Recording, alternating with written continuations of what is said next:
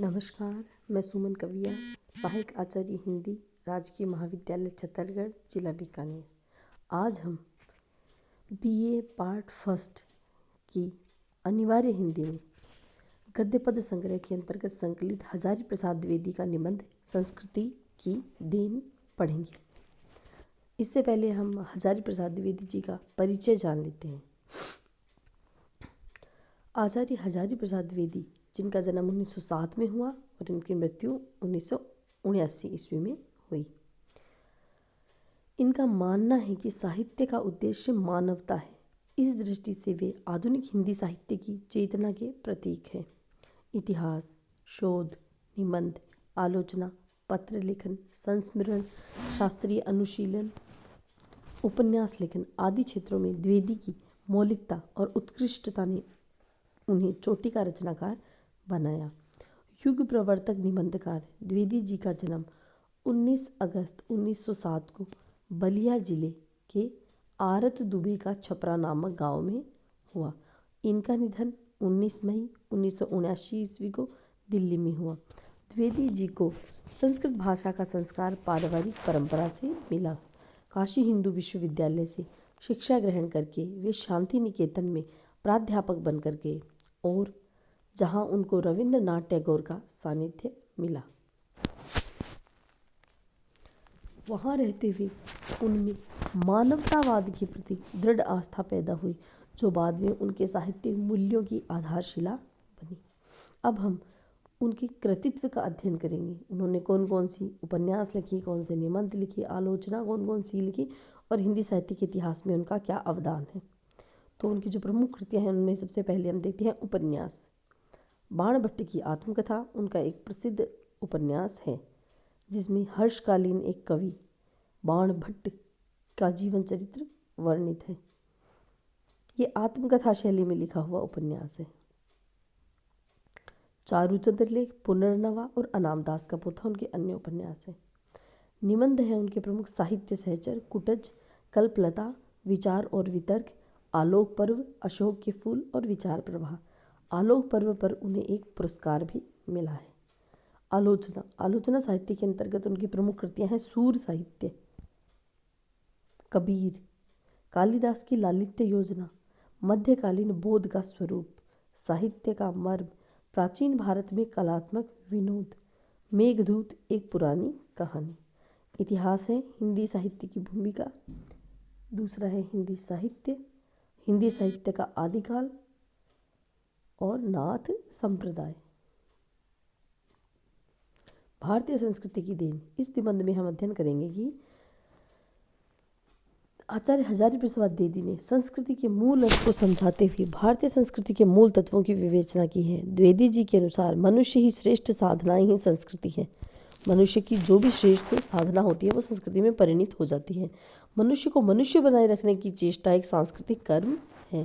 भारतीय मनुष्यों ने मनुष्य को मानवीय बनाए रखने के अनेक मार्ग सुझाए हैं। वैराग्य उनमें एक है, परहित साधना, ऋण मुक्ति उसके लिए आवश्यक है। मनुष्य का मात्र भौतिक सुखों के लिए जीना सच्ची संस्कृति नहीं है।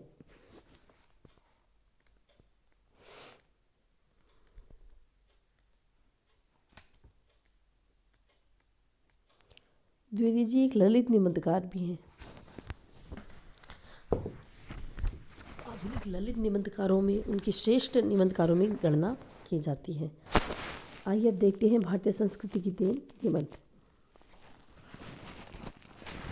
भारतीय संस्कृति कुछ कहने से पहले, मतलब भारतीय संस्कृति पर कुछ भी बताने से पहले मैं एक निवेदन कर देना कर्तव्य समझता हूँ कि संस्कृति को किसी देश विशेष या जाति विशेष की अपनी मौलिकता नहीं मानता। मेरे विचार से सारे संसार के मनुष्यों की एक सामान्य मानव संस्कृति हो सकती है। यह दूसरी बात है कि वह व्यापक संस्कृति अब तक सारे संसार में अनुभूत और अंगीकृत नहीं हो सकी है। नाना ऐतिहासिक परंपराओं से के भीतर से गुजरकर और भौगोलिक परिस्थितियों में रहकर संसार के भिन्न भिन्न समुदायों ने उस महान मानवीय संस्कृति के भिन्न भिन्न पहलुओं का साक्षात्कार किया है। यानी इस संसार की अगर कोई संस्कृति की बात करें तो वो मानवीय संस्कृति है।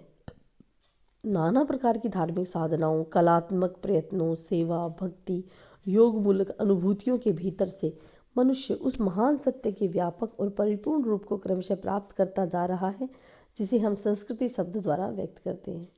इसका अभिप्राय यह है कि मनुष्यों ने विभिन्न धार्मिक साधना की जो अलग अलग पद्धतियाँ अपनाई हैं, उनको जो भी कला के क्षेत्र में अच्छा किया है, जैसे संगीत है, संगीत में जो उपलब्धियाँ हैं, साहित्य में हैं, कला में हैं, विज्ञान में है, और उसने जो सेवा की है यानी जो परहित के लिए काम किया है, उसकी भक्ति भावना, ये सब मिलकर उसकी संस्कृति का निर्माण करते हैं।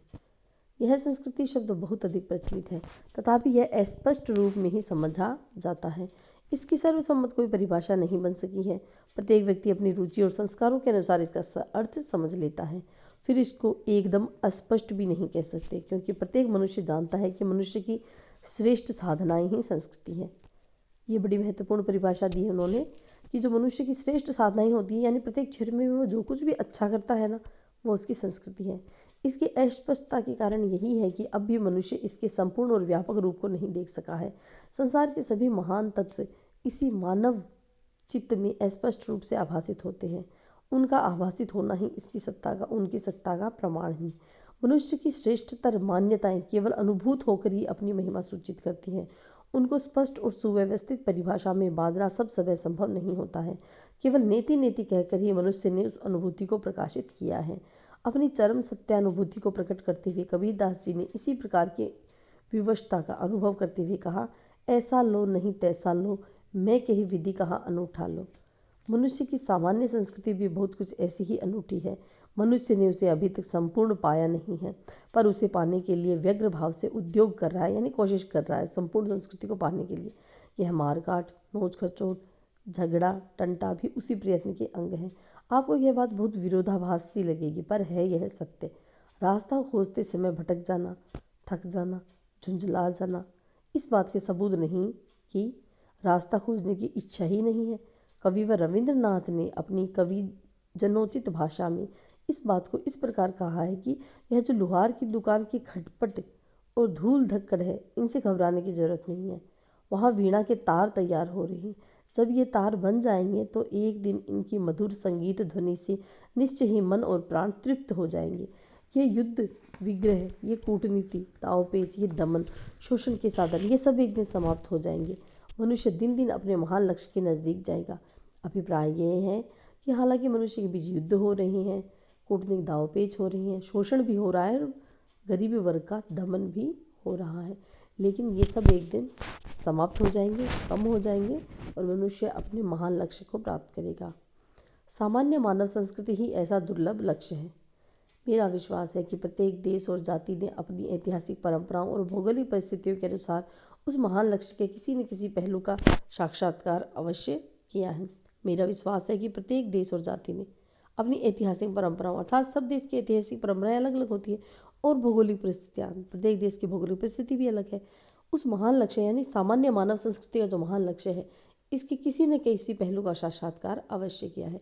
जो जो वैज्ञानिक साधनों के परिणाम स्वरूप भिन्न भिन्न देश और भिन्न भिन्न जातियाँ एक दूसरे के नज़दीक आती जाएंगी, त्यों त्यों इन अंश सत्यों की सार्थकता प्रकट होती जाएगी और सामान्य व्यापक सत्य को पाते जाएंगे। आज की मारामारी इसमें थोड़ी रुकावट डाल सकती है, पर इस प्रयत्न को निशेष भाव से समाप्त नहीं कर सकती। अपने इस विश्वास का कारण मैं आगे बताने का प्रयत्न करूँगा। जो आदमी ऐसा विश्वास करता है, उससे संस्कृति के साथ भारतीय विशेषण जोड़ने का अर्थ पूछना नितांत संगत है। क्या भारतीय से मतलब भारतवर्ष के समस्त अच्छे बुरे प्रयत्न और संस्कार हैं? नहीं, समस्त भारतीय संस्कार अच्छे ही हैं या मनुष्य की सर्वोत्तम साधना की ओर अग्रसर करने वाले ही हैं, ऐसा मैं नहीं मानता। ऐसा देखा गया है कि एक जाति ने जिस बात को अपना अत्यंत महत्वपूर्ण संस्कार माना, वह दूसरी जाति की सर्वोत्तम साधना से मेल नहीं खाता।